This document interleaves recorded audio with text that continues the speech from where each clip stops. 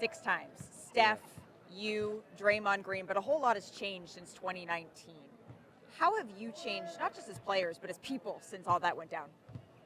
A few more battle scars, a few more L's we had to endure for a couple years, and I think we all mentally just appreciate just being here and the stuff that comes with it, the cameras, the interviews. It's just a real privilege, and we know what it takes to get here, so we're going to enjoy this one a little more than we did probably in years prior just because of what we had to go through to get here. Well, and you had to go through a lot to get here. There was so much from injuries that you needed to work through, and then you get back on the court and you're with Steph Curry. I wonder if that time away, did it change the way you view playing with him? Definitely.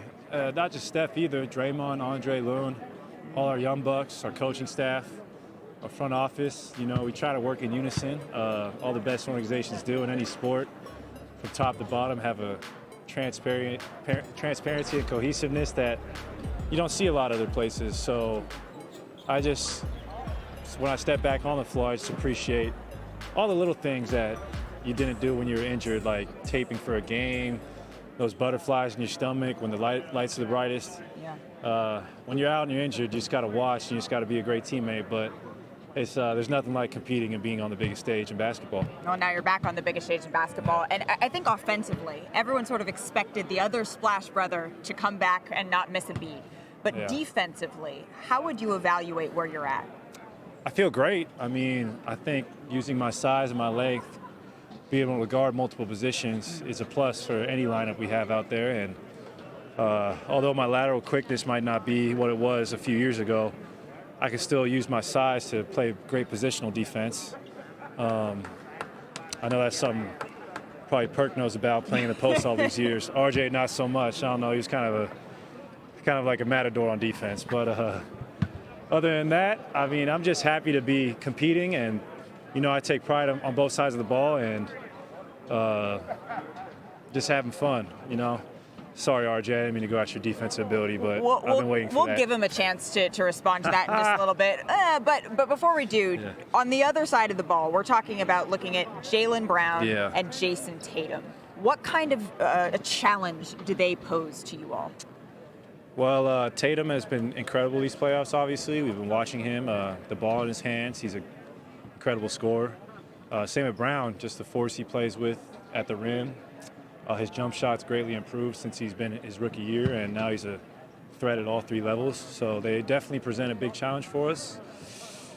Like I said in previous series, it can't be something we do individually.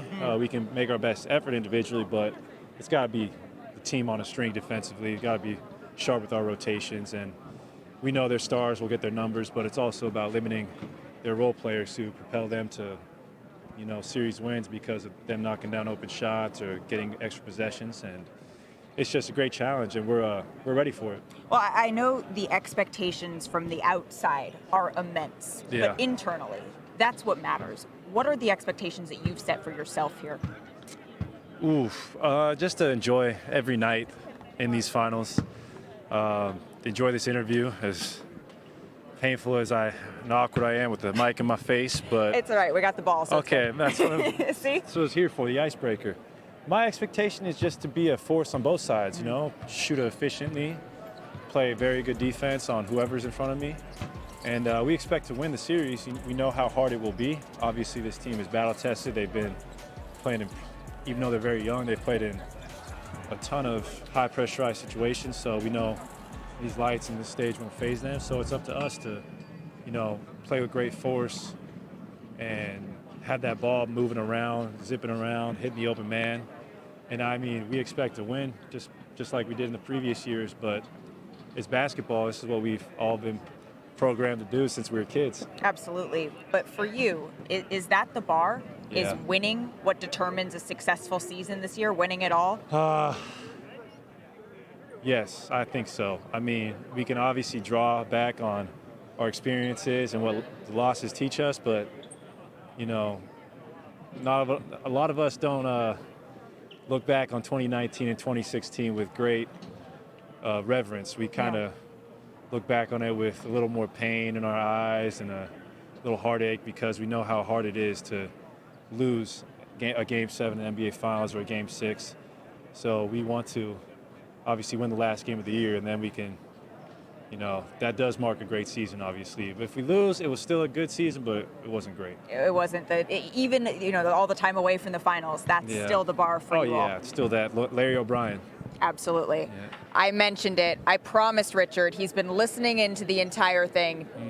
Do you have a question for Klay, Richard? Well, as long as Klay can hear me, I just can't hear RJ. Okay, what is he good. saying? What's going on, Klay? Okay. I just want to know, over this process, has there been any player that's not in the Warrior organization that has reached out to you and given you support that maybe people might not know and you can give a little love to? And why was it me?